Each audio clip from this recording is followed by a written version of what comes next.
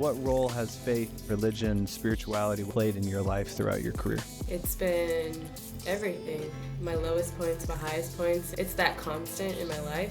When I hit rock bottom, when I was out for 2 years and just kind of lost myself, I think that forced me to just kind of find that fire again for my faith and realize, my identity is in Christ. It's not in football. It's not in any of these little worldly things, right? That was like the turning point and the biggest reminder and smack in the face, like, hey, here's some perspective. This is all that matters. Everything else can be going wrong, but this is the constant. I feel like we have moments in our life where when we're in the thick of it, it just feels like it lasts forever. And then you find yourself in a moment where you've overcome it and you're past it and you look back and you're just like, wow, I've overcome that.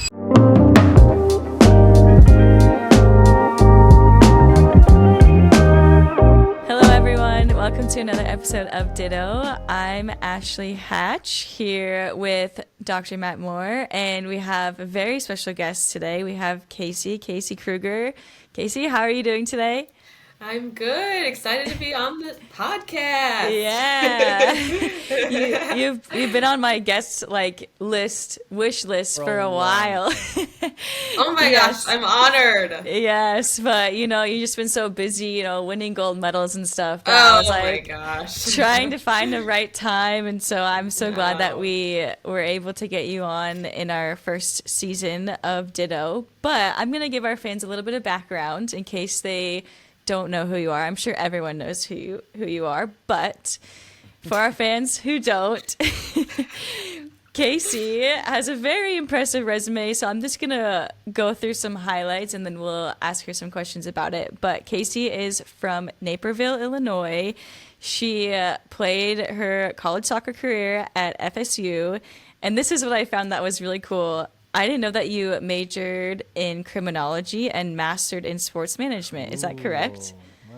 That is both correct, yes. Wow. We're going to have to ask you some questions about that. Touch later. on that one. Anyways, Casey finished her college career and got drafted in 2013 to the Boston Breakers.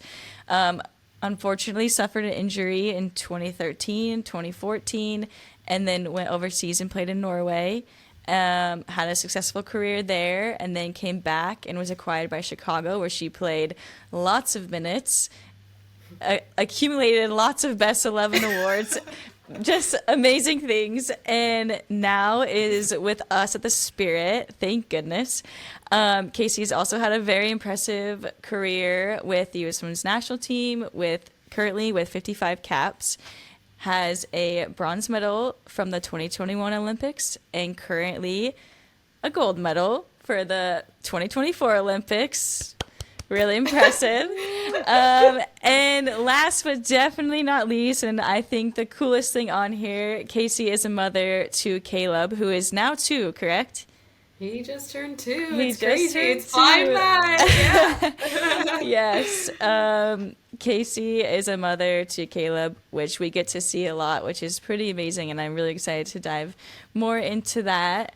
But yeah, so that was a short Spark Notes version of Casey's career. I think a really cool place to start this conversation, Casey, would be your transition from college into pros. And you going, from having a good college career. I also read in your bio somewhere that you were a 800-meter state champion, 400-meter state champion. So, you're at the top. You're at the peak. You get drafted, and then you suffer an injury. Not only do you suffer an injury, you come back and then you suffer another injury. Can you kind of talk us through what that challenge was like, especially in that time of life where you're at the top of the world, you're so excited for your professional career, and then you have a hurdle like these 2 injuries? Yeah, I think you summarized that perfectly, saying just kind of feeling on top of the world at that point. I felt really good after my redshirt senior season, and was just excited to go for the next level. And then we had I think it was U23 tournament overseas that I got called in for after the season. So that was just one more thing that I was just on top of the world for, And so unfortunately, though, and I think one of our first games there, That's when I suffered an ACL, MCL on my other knee, and it kind of flipped my world upside down at that point. Because that was the last thing that was on my mind. I was just like all in, like I want to be a pro soccer player. I want to do this. And yeah, that kind of forced me to just kind of take a step back and work my way back and kind of reevaluate things. Yeah. Yeah, totally. I think I was just talking to Jeff the other day, and I feel like we have moments in our life where when we're in the middle of in the thick of it, it just feels like it lasts forever. And then you find yourself in a moment where you've, overcome it and you're past it, and you look back and you're just like, wow, like I've overcome that. And now I'm here. And then we always have like the trials, I feel like always just come, and we deal with them as we go. But so you had those injuries. At what point did you decide that going over to Norway would be the best for you in your career? I think I didn't really have a lot of options, to be honest, at that point. The league was so fresh, as you know, at that point. And so, yeah, there wasn't a lot of, like, financial backing at that time. So I had to kind of figure out what options I did have. So my agent reached out and said, hey, like, there's this team in Norway. They've got a really great coach, a lot of really talented players from a bunch of different national teams. I think it could be an incredible opportunity. And it ended up being like in this tiny little like rural farm town, like totally didn't expect it, but it was the greatest place that I could have ever ended up. Just some of the greatest people I met were there, and it was just a really cool experience, just to experience Norwegian culture. Everyone is just so friendly, just huge family values. The soccer was incredible. It kind of made me fall in love with the game all over again, which was something that I needed, because just going through, the last 2 years, they were pretty difficult, but I kind of found my love for the game again. Is it true that they're one of the happiest countries on earth? They're They continually are. ranked in like the top 5, Yes. aren't they? Yes, And people are they just do happy. things right. Yes, they're so happy. They're so nice. So friendly. They're doing things right. I think everybody's How got to cold spend is some it time up- there. Is it cold up there? I hear it's cold, but how cold did it get? Yeah, it was pretty cold. We had some cold practices, but like I'm from Chicago, so I was like, Oh, there you go. pretty covered. So I was like, I'm fine. But it was cold. Yeah, cold. Hey, Casey, I have a question for you. Backing up to your injuries, coming into the field of sports psychology, some of the best friends for mental performance coaches or sports psychologists, at least on a club or in a club, within a club or an athletic department, are the athletic trainers. Mostly because athletic trainers are helping these athletes rehab and overcome the injury and then get back to play. And so inevitably these athletic trainers, right, are having so many conversations with these players. So for you, the mental components of going through, you, correct me if I'm wrong, you did ACL, MCL 1 year, and then the ACL the second time? Yeah, I With had 2 to injuries? just get it revised. Yeah. Revised, okay. Yeah. So physical toll obviously is tremendous and very difficult to try to get back to play. What was it like mentally? What were you experiencing? What'd you do to get through the emotional, psychological toll of getting through two of these injuries? Yeah, I mean that was rock bottom for me. I had fought my way back, recovered, it was a year long, and then to have to go through it back to back was the mental side was the most difficult part, but I ended up going back to Florida State actually to do all my rehab, and like you said, like the athletic trainers are just so critical to the rehab and to the mental component, and I could not have done it without them. And one of them actually wrote me like a really, really sweet letter once I had gotten done, and I still have it like in my bag to this day. So it's like, yeah, they mean the world, and they were just so big in my recovery to help me get back onto the field. Yeah. So not only a sense of community and relationships, which is indirectly, at least in my opinion, helping with the psychological toll and the emotional toll, But were you working with any psychologists or counselors or mental performance coaches throughout that process? And maybe even now, like what does the mental kind of protocols look like for you in staying on top of your game as well? At that time, I wasn't, and I do wish I was. If I could go back, that I think it's just so important to performance. But now, like with the Spirit, we have access to a really wonderful mental coach, and I take full advantage now and check in regularly with him. And I do feel like it's helped elevate my game, helped with that last 10%. So I'm very thankful to have that resource now. But that's something I wish I would have taken advantage of going through that. Yeah, I feel like I'm the same as you, Casey. Like I feel like in college or even just like early on in my career, we didn't have access to a lot of mental performance coaches, and it wasn't as common as it is today. But I think the Spirit have done a great job of bringing David on board, especially full-time. I know last year he was part-time, this year he's full-time, and just having someone that you can talk to that isn't in charge of, playing time. I think that's really, it's really, really important. But okay, so now I want to transition the conversation into your U.S. Women's National Team experience.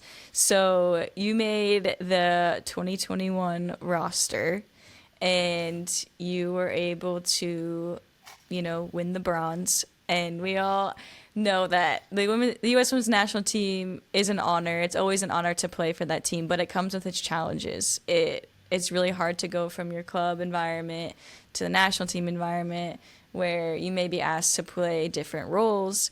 But could you talk us through a little bit about 2021 when you got the call to be an alternate for that roster, and kind of like what your thoughts and feelings were going into that Olympics? Yeah, absolutely. I remember that call very well because I was ready to get the call saying, sorry, you didn't make it, Yeah. That didn't happen.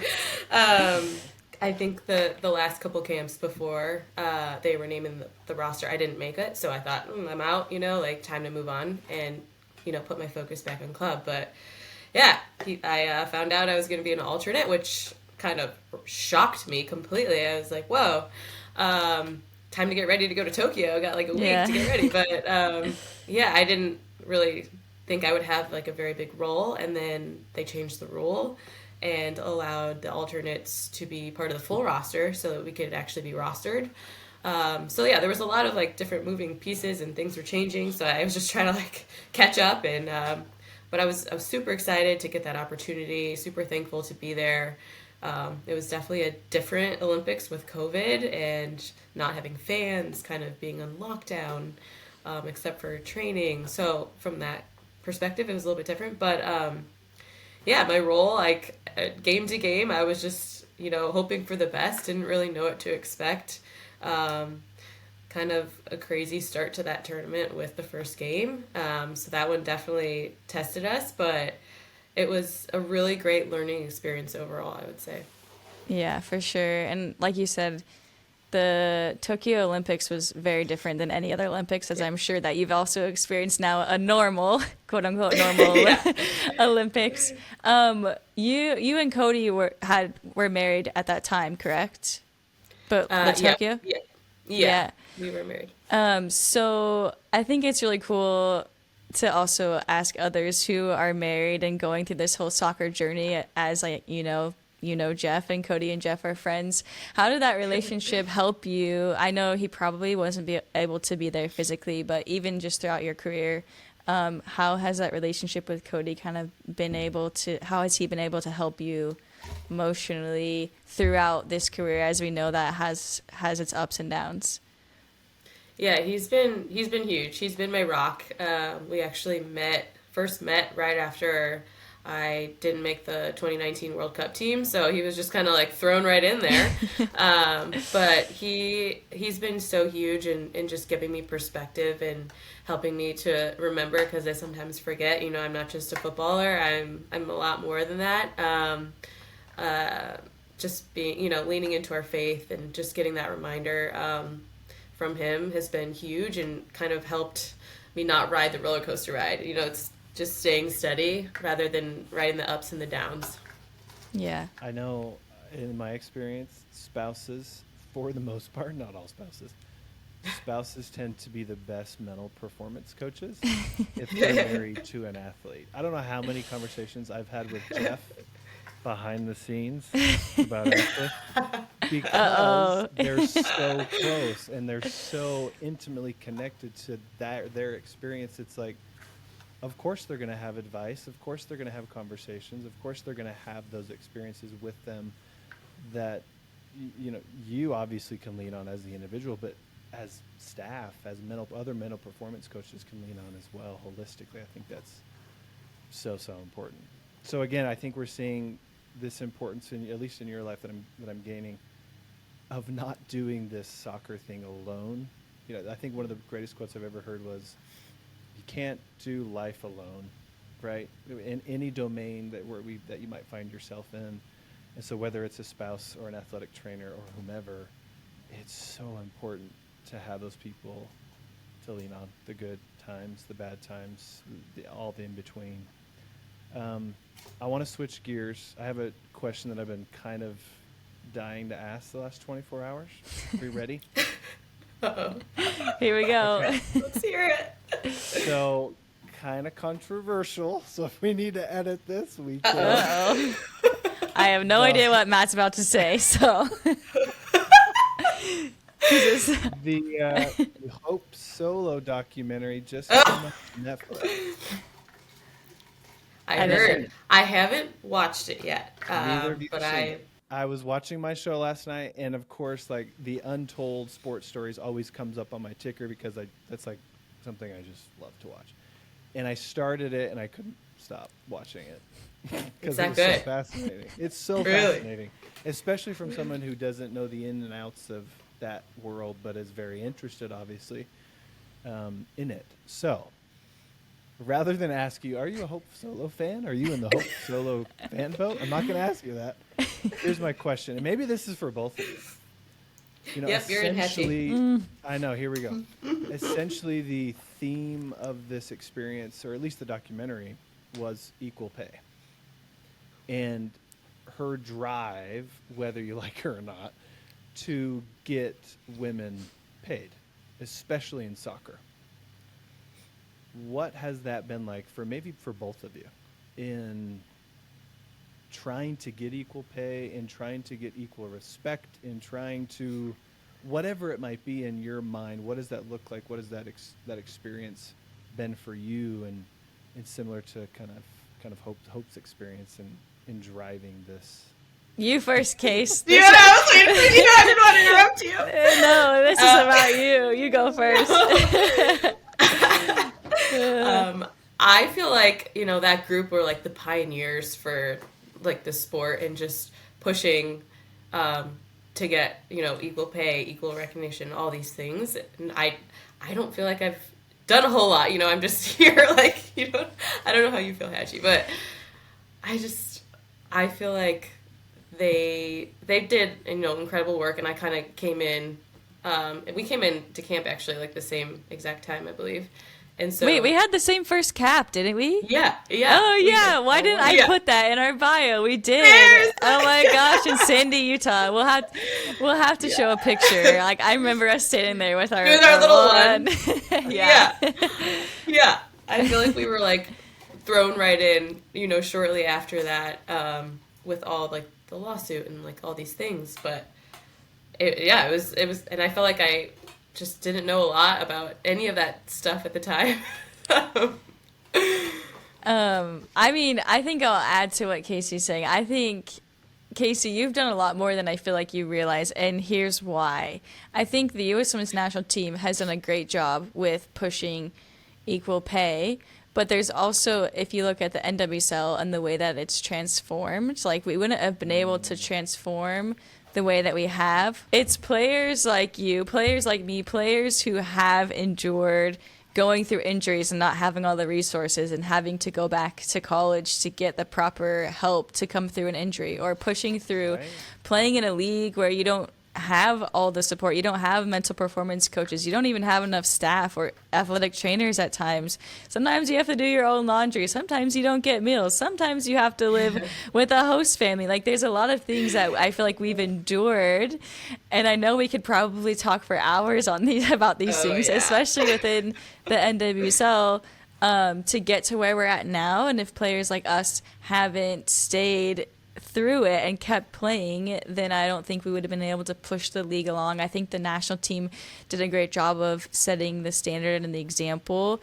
They're on a completely, like, at the time, completely different playing field than the NWSL because of the attention that they do get on, like, the global scale, which I think is really helpful. And obviously when you win a lot of things, that also really helps. But yeah, so I would say that although we maybe didn't take part in the specific lawsuit for equal pay, I would say that we've made an impact and an influence in the game, especially with the NWSL, because the NWSL at the time was very closely attached to the U.S. Women's National Team. And so that's kind of my rant. That's my answer. That's a good perspective. I, forgot half the things that you said. It's a really you push good it to point. the back of your brain. Yeah!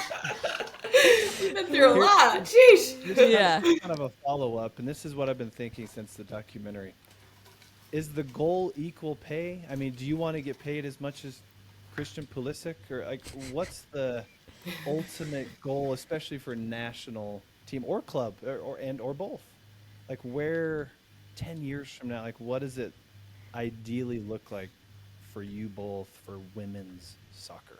Whether it's pay or respect or notoriety, whatever you want to throw in there.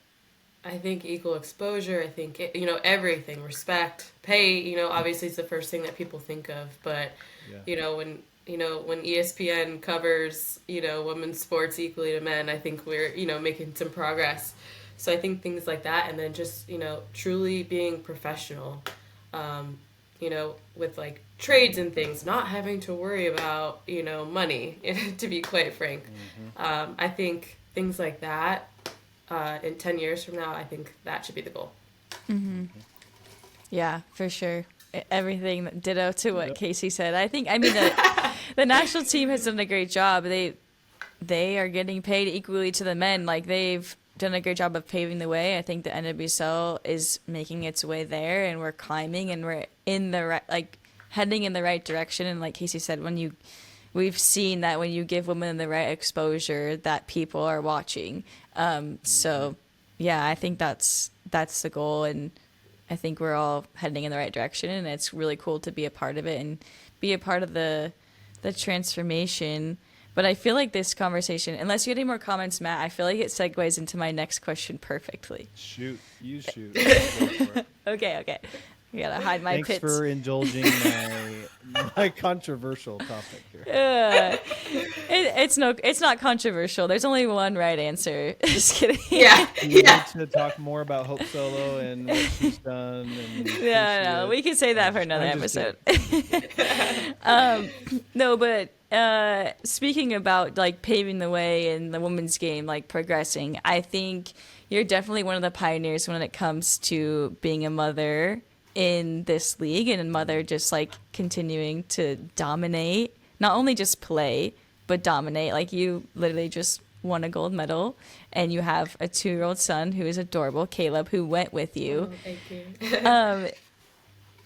I would love to kind of talk a little bit more about your just decision to decide to have a child and keep playing. I think, speaking for myself, it has been hard playing in the league when you know money is a factor. You're not getting paid great. You want to start your family, but that'll put your career on pause for a long time. We don't get the support. We don't have the reassurance that we're gonna have a roster spot. Were those some of your fears, or was it just this is my time, I want to start my family, and you and Cody were this is what's best for us? No, I definitely had all those fears. At the time when we were trying to get pregnant, the league was better, but it wasn't at the point where we are today, where it's the support for being a mother is incredible. So yeah, I did have those fears. I didn't really know, if I would still have a spot when I come back, if they even think I could play soccer. I didn't even know if I wanted to play soccer after. I had all those questions. I didn't know if I could be the same player, after giving birth, especially after having a C-section. That was like another component because, like we chatted the other day, like I did all the planning. I was like, all right, we're gonna do this as naturally as possible, and then the complete opposite happened. So I definitely had a whole lot of doubts, and wasn't sure if I wanted or could come back postpartum. What was that like? Like, I obviously don't know what it's like to have a child, but I have a spouse. I have 2 young children. I know from a spouse perspective what toll that is on the human body. And then having to do it at a very high level, not just get back to being a human being and being able to go to the grocery store, but you have to go play professional soccer. Like, what was that like physically, mentally, emotionally to have to do that? It was pretty scary. The first few weeks after, C-section are pretty rough. You're not allowed to even like vacuum or, do any like basic things around the house, like lift more than 5 pounds or something crazy like that. And at that point I was just like, oh my gosh, like, I don't know about this. Like, I don't know if my body can recover. A few weeks later, I tried to, hit a little jog, even though I wasn't supposed to, and it was not a great feeling. To be perfectly honest, it just, my abs felt loose. It was not great. But luckily, I had a pelvic floor specialist before, during, and after, and she kind of steered the ship, and she was just incredible in leading the way and just knowing all the research, and just the best path back. She kind of pulled the reins back for a while and didn't let me, jog for, I think it was 12 weeks, which, sounds like a long time. It's like an injury. It's crazy. But then from there, was able to get back into things pretty quickly and, started to feel like myself more and more as time went on, and gained some more confidence. But there were some big doubts there soon after, for sure. Oh yeah. I mean, I can only imagine, and like, it's really cool to see, especially being like one of your teammates, just your relationship with Caleb and all the experiences that he gets to experience with you. And I think you do like such a great job of just like taking care of him, but also like, you guys are just like the coolest like family. Like, he just comes along, he gets to watch all your soccer games and like see you just like dominate on the field. I think it's really admirable, and I think that you, along with some other, Shayna Matthews was also one of my teammates, and so I was able to see her also go through a pregnancy during a season and then like coming back. And I just feel like it takes just like another level of like belief and just like mental fortitude. I don't know. It just seems like you said, like very challenging. What were some of the things that you did as you're going through that process that kind of like helped you get back on the field? Whether like, was it conversations with Cody? Was it just staying present and like being a part of the whole process and then like worrying about soccer later? Because I can imagine it would be hard to think about soccer as you're, going through this pregnancy and literally trying to create your family. Oh, yeah, absolutely. I took a break from soccer. I did not play any soccer at all once I found out I was pregnant. I just needed like a mental break. But I do think I ran and lifted throughout my whole pregnancy up until 38 weeks, and I think that really set me up for postpartum and feeling great after. And that was part of the conversations with my pelvic floor specialist. She said, like, if you maintain this throughout your whole pregnancy, like after, you're going to be fitter than you were, which I was like, are you sure? But it's crazy because my body felt better, and I felt even better than I had before coming back. So, I think there was something to that. She's right. So that was pretty cool. Yeah, that's it's awesome. It's incredible that you women can just do that. I'm just, full applause. With all of that in mind, I'm noticing, Casey, I'm looking at your Instagram page right now. I'm stalking you. and, and you have wonderful things on there. One thing that stands out to me, because this was essentially, Casey, my research as a doctoral student, spirituality and religion and the intersection of that with sport. You Very have cool. on your Instagram, this is no surprise, Isaiah 40:28 through 31, which is a Bible verse. So my question for you is, what role has faith, religion, spirituality, whatever you want to call it, played in your life throughout your career? It's been everything. My lowest points, my highest points. It's that constant in my life, and there's certainly been times where, curved on the path a little bit. You know what I mean? But wasn't as good as I should have been. But still come back. And I think when I hit rock bottom, when I was out for 2 years and just kind of lost myself, I think that forced me to just kind of find that fire again for my faith and realize, my identity is in Christ. It's not in football. It's not in any of these little worldly things, right? And so I think that was like the turning point and just the biggest reminder and smack in the face, like, hey, here's some perspective. This is all that matters. This is the constant. And everything else can be going wrong, but this is the constant. Yeah, beautiful. I mean, as you know, Ashley's a believer. I'm also a believer, and for me, it's so interesting, just religion and spirituality in general, whether you're Christian or not. I think it's just fascinating to unpack that role and how significant it is truly for professional athletes or college athletes. So I interviewed a bunch of college athletes for my dissertation, and all of them, seriously, Casey, were very, very similar, shared the same sentiment. I can do this, I can do 2-a-days, I can do practice, I can get through an ACL injury because my identity is in Christ, because I'm a child of God, because I know that there's a God in heaven that loves me. And soccer's important, football's important, but it's not the most important thing. Yes. What does that look like for you? I mean, are you church? Are you scripture? Are you prayer? Are you all the above? What does the practice, kind of the application, look like for you, especially, within soccer? Is it pregame prayer? Is it scripture study? Yeah, again, yeah. What does that look like for you? Yeah, it definitely, things are a little bit busier with Caleb, so things definitely look a little bit different with pregame prayers and things like that. But all the above, I would say. Big into the worship music, starting my day with that, getting that reminder. But yeah, pregame prayer, always. Scripture, for sure. I've got my daily scripture book, all those things. What was the scripture for today? I'm curious. Oh, it's upstairs. I do it at bed. Okay. Yeah. Really putting her on the spot, man. Yeah, I can go grab it. I can go grab it. You should have just said Isaiah 40:28 through 31. That's my everyday one. Yeah. That's a good one.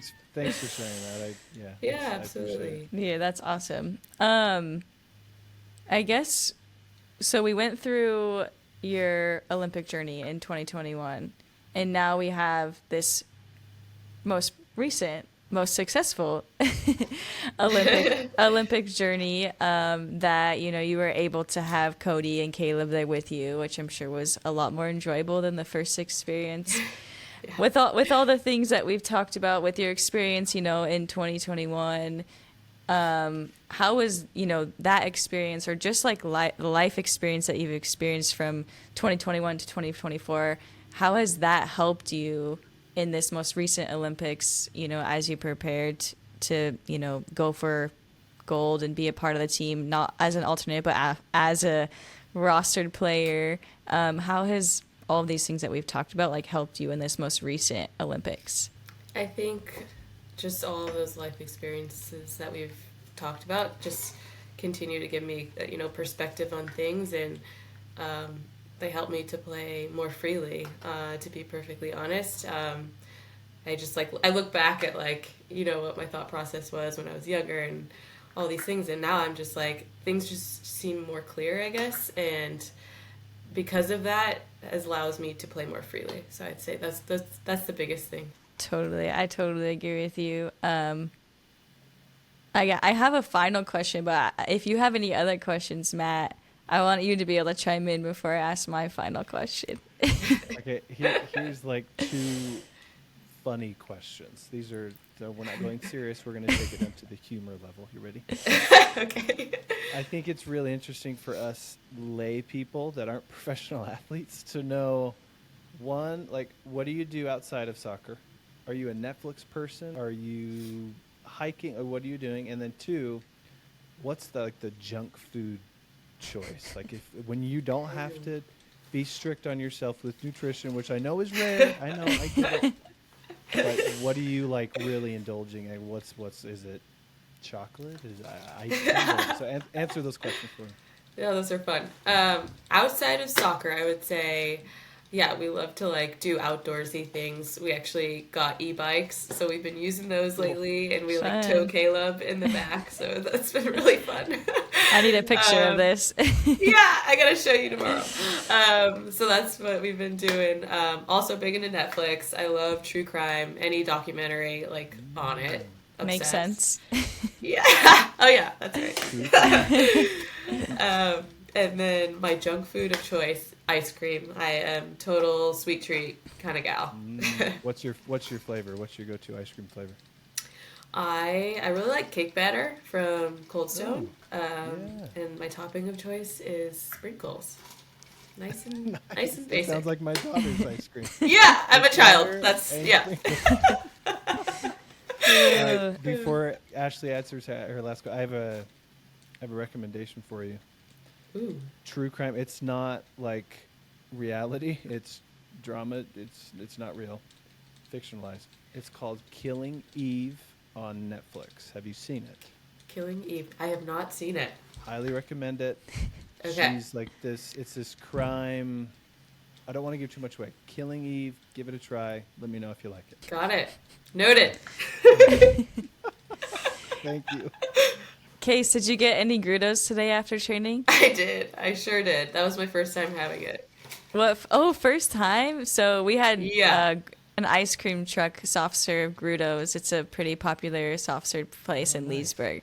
Come to our training to welcome our Olympians back. So what was your Grudos order? I got vanilla and sprinkles. Nice. Super basic, but it was delicious. Consistent. You gotta stay true to you. Always. That's awesome. Well, did you get some?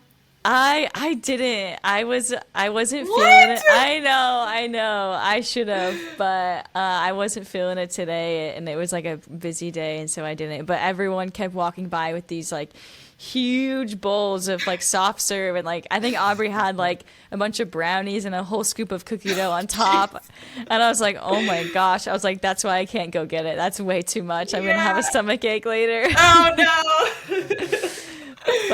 But yeah, it looked amazing. But anyway, my last and final question for you, Casey. We've been through a lot. Thank you so much for answering all of our questions and sharing so much about your journey with us. I think there's a lot of really cool lessons that we've been able to pull from your story. So thanks for sharing.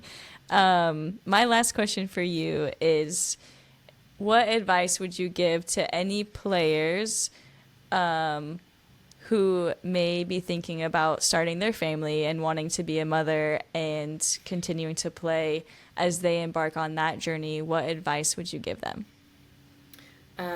My advice is to absolutely go for it. You're going to have doubts. You're going to have, the voices in your head saying you can't do this, all this, but just believe in yourself and go for it. Like it's doable. The support is just incredible now. I think no better time to do it. And so many women are showing that it's possible to do it and to do it at the highest level. And I think it's the coolest thing ever. It's the most special thing to have, your kid there for the journey along the way. These are the coolest memories, and we're going to look back on this and just remember how incredible this experience was. That's awesome. Thanks for sharing. Yeah. Thank you, Casey.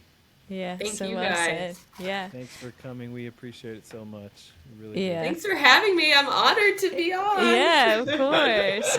Yeah. I'm so excited that we were able to make it work. And like I said, we really appreciate your time. And I guess I'll see you at training tomorrow. Yeah, I'll see you real soon. Yes. Awesome. Casey's episode was awesome. So excited to have her. So excited that we got to talk to her. I think my biggest takeaway and what I loved the most is what you said about this life isn't meant to be done alone. And I think it was really cool that Casey shared about her support system, her husband, Caleb, her athletic trainers. And I think throughout all these stages of life that we all experience, there's always key people who helped us through hard times, who are with us in the good times. And I think life's just all about people. So I really liked that common theme among all of her stories. I know. Ditto. Let me ask you, is she an amazing teammate? Yes. Right? Like It's she pretty just obvious. feels- Yeah. Yeah, like she just feels like she would be really great to be around on a daily basis. She seems very humble. Mm-hmm. She seems like a great partner, a great teammate, etc. I mean, I asked her about her mental performance and hobbies and her going through injury and all of these different experiences, and you as well. And there was always someone else that she mentioned within her stories. Mm-hmm. My husband was this, and my athletic trainer was this, and teammates were this, and my son. And like you can tell again that like connection and relatedness for her is so important, and it reiterates that adage of we can't do this life thing alone. Mm-hmm. And she, I think, illustrates that beautifully in Yeah. forming those connections and utilizing those connections for the betterment of who she is as a human being, not only as a soccer player, but wife, mother, etc. Yeah. Well, I mean, when you asked me that question, a memory just like popped into my head. And I'm pretty sure it was like last week, but we were just both sitting on the bench, like waiting for training to start. It was a really hot day, and there's like a little bit of shade when you're sitting right up against the wall. And so we were both just sitting there, like tying our shoes, like getting ready for training. And she, in her like very like, she has a very like just soft, like calming and welcoming, like warm presence. Maybe it's because she's a mother. I don't know. But she just turned to me. She's like, "How are you doing?" Like in that voice that she has, just very soothing and kind. And I was just like, "I'm doing all right. Like things have been kind of hard lately, but I'm good." And I just really appreciated it that she turned to me and like took 2 seconds out of her day before we like got into training to like genuinely ask how I was doing. And I told her that. I was like, I really appreciate you asking, like, thank you. And I could just feel her sincerity and her warmth and her love when she asked that. And I even like came home or was talking to Jeff on my way home, and I was like, Casey asked me how I was doing today. It was really kind of her. So yes, you're spot on with that. She's a great teammate. And she's also a great soccer player. So she has it all. Yeah. Yeah. And I'm sure you're not I'm sure you're one of thousands that have said similar things about her. Like, she's so easy to be around, and she's so authentic, and she's very soft-spoken and very non-judgmental and very loving, and she just seems that way. So it was a pleasure, to say the least, to have her on as a guest. She set the bar really high. So now moving forward, we've got to find really wonderful people. Yes, looking forward to it. Next guest, no pressure at all. No pressure, whoever you are. And to the past guests, it's not that you weren't equally as cool and important. We're just saying how wonderful Casey is. So yes, exactly. If any of the past guests are listening, please don't take offense, because Yes. that's not what we mean. Anyways, should we wrap this up, Ash? Yes, let's wrap this up. We are we're creeping up to the end of our season 1, which Season 1. Yes, which we Weird. have learned a lot, and it's been lots of fun, and it's been a great journey. So we have a couple more episodes ahead of us. We're excited, but just wanted to keep everyone in the loop. And thanks for listening. Like, comment, love, subscribe, Share, comment, share. Yes, all those things. Yep. Adios. Ditto out.